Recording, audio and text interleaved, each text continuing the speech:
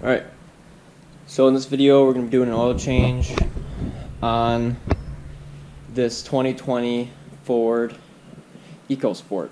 So, whoa, I have never done an oil change on one of these, so we're going to learn together. First steps, pop the hood.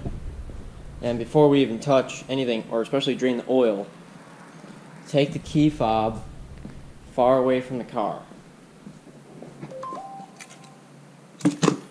Especially if it has remote start. I don't think this one even does, but especially get it away. Because if you got that remote start in your pocket, you're under there draining your oil, you might hit it in the wrong spot, and your engine's going to start with no oil in it.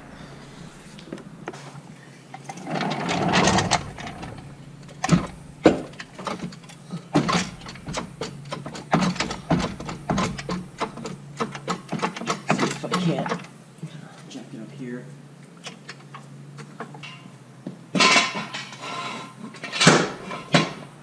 I want to put my jack stands right on the pinch welds.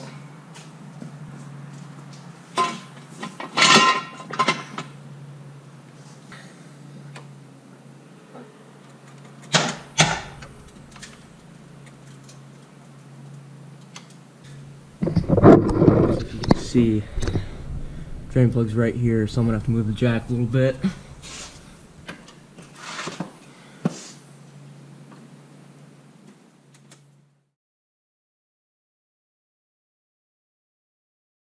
Before we drain the oil, I'll kind of show you where I've got my stuff set up. So I got wheel chocks right here, chalk the rear wheels on there, on both sides. My jack stands right here on the pinch welds. You can't see that side, too dark. Can you see that? Right in the pinch welds. And then I got the jack over here on that support. The subframe, I guess you'd call it. Alright. So 15mm drain plug. Make sure you turn it the right way. There we go. Loosen it up a little bit by hand.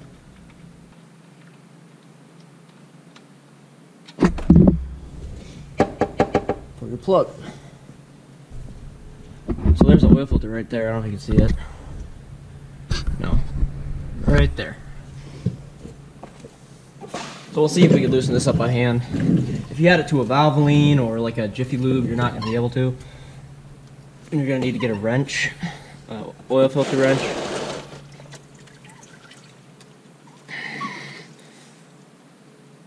Looks like I'll need one. And we'll kind of dig in.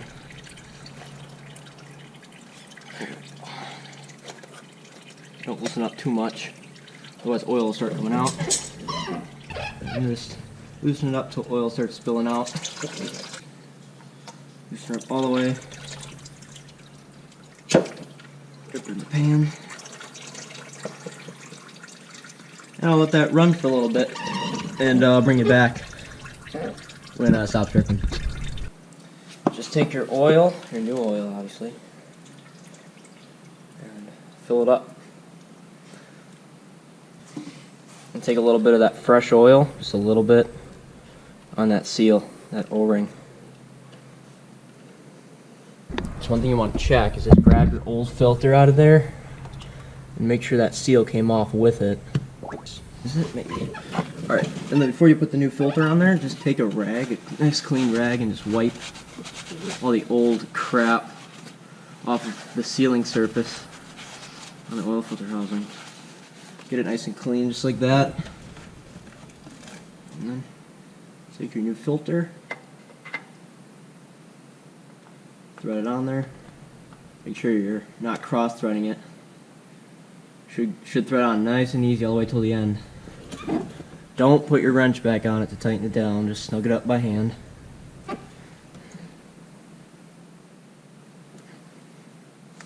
There you go. I'll wipe it down. If you have some brake clean, you can just kind of squirt it, but I didn't make that big of a mess. This is actually a pretty easy oil change to do. Alright. So go ahead and grab your drain plug. Just kind of wipe the threads out, make sure there's no crap on it. Thread it back in there by hand. Don't need to use any sort of impact tools. Make sure you get all that extra oil off. You don't want any drips. Definitely not what you want, especially if it's not your car. Get that out of the way. Alright. Go ahead and tighten it up. Grab some grab onto. That's it. You're done down here, so go ahead and get your oil pan out of there. Drop it back down to the ground. So this engine takes 5W20, by the way. This is the oil I'm going to be using. This is Mobil1.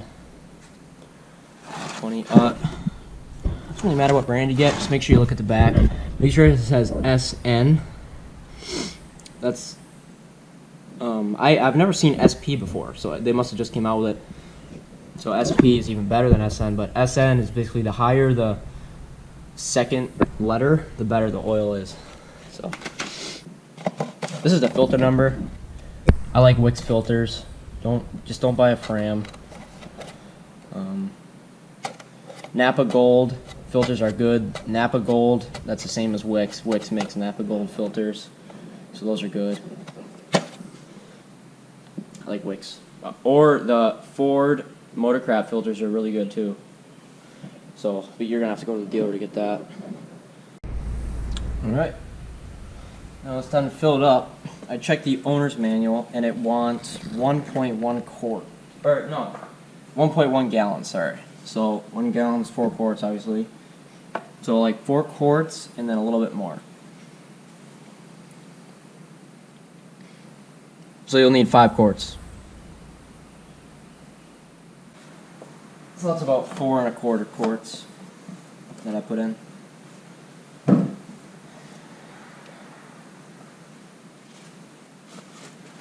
Get your funnel out of there. Don't drip anything. Little cap back on. Dipstick all the way down. Now we'll go start it up and check for leaks, and then we'll check the oil level. Make sure that's good. So.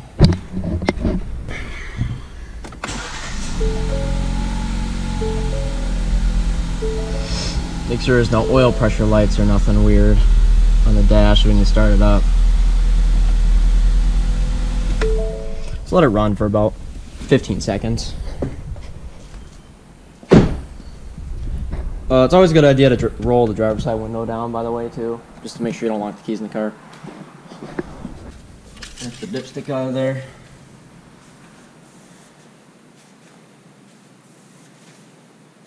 You want to let it sit for a little bit.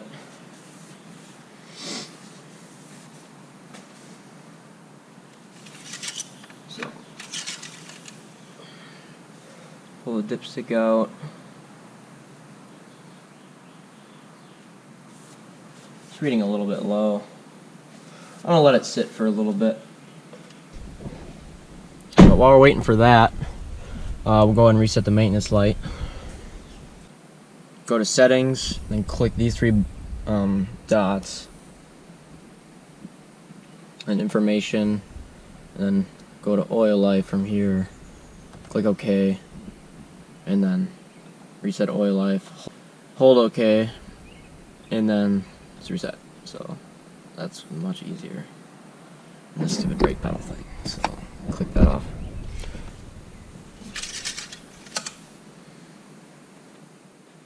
I'm going to put in a little more.